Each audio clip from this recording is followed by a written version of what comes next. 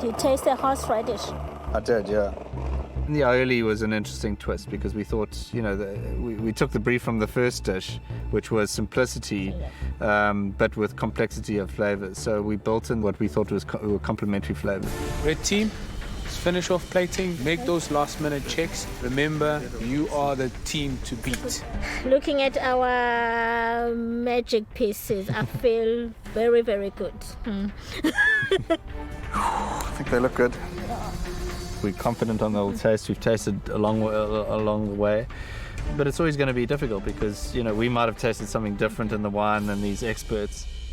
We've done a crostini out of a baguette, then we did a caramelized onion with a little bit of red wine vinegar and sugar. We then did a carpaccio of beef, a lot of black pepper on the outside, and then added a little bit of sweetness with the tomato. The tomato usually goes well with that meatiness. And then we did a aioli with some roasted garlic, some finely chopped rocket, and some horseradish sauce.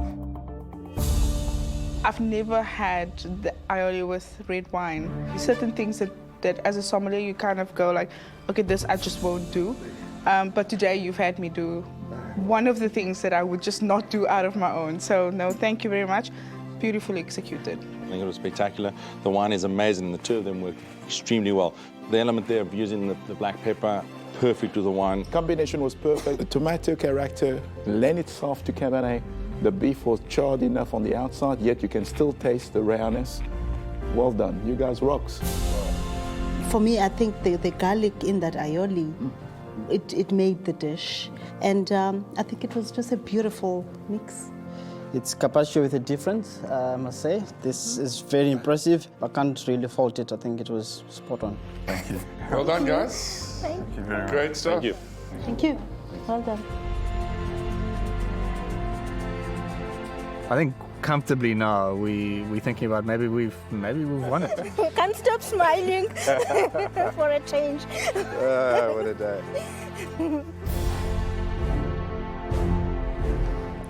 We're going with the line. Oh yeah, it's gonna take too long. We're running out of time. The salt. Yeah, put the salt on after the gravy. I feel like the dish needs something different, and we decide on rooibos tea salt. Okay, it's time to serve. Good luck, ladies. Thank you. Good luck, ladies. Thank you.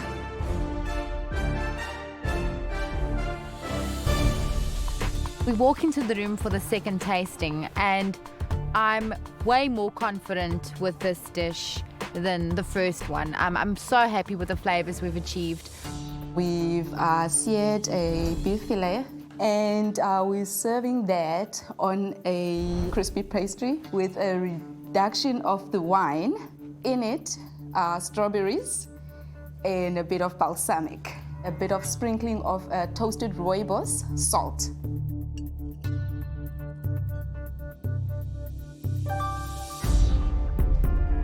Once you guys plated the food in front of me, the flavors just came to meet me, and I was like, oh, this is gonna be a little bit too much for the wine.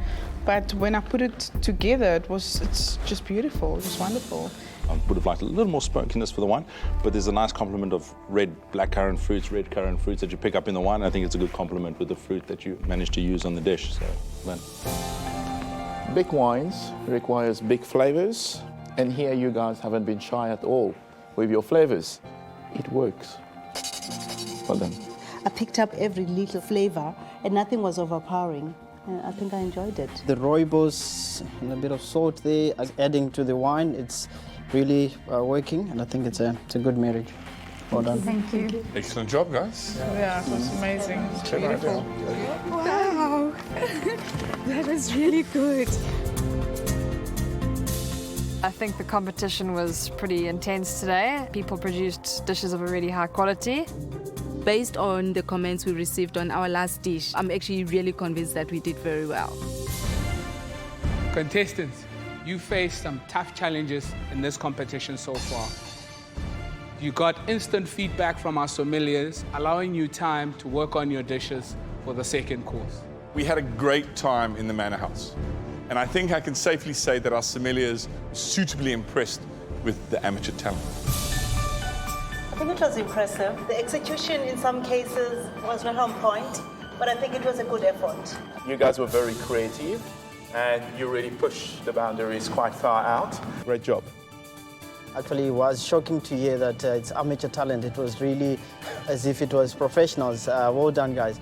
I think that you guys really put everything of yourselves within your dishes and you brought it with pride, which is very important, and showed a lot of passion also for what you've produced. All of us can say from every dish there was nothing that let us down, so we're very happy.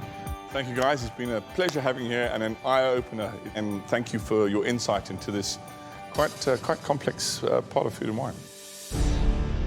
But in the end, it all comes down to a number, your average score for the challenge. And let me remind you, the winning team wins a secret award. All I can tell you, it's going to be huge. Ruben, just fill us in on how the teams were scored after the first round. In last position, we had the blue team with 71 points. We do think that our second dish was far better than our first. The yellow team on 75, the green team on 77. And leading the pack after the first course was Ian and Sipukazi from the red team. Okay, well done. It's huge for me, but at the end of the day, I know there's only one team that's gonna win. Ultimately, it was down to two teams, green and the red. Immediately I'm happy because that immediately means top 7. And the winner of today's challenge with an average score of 91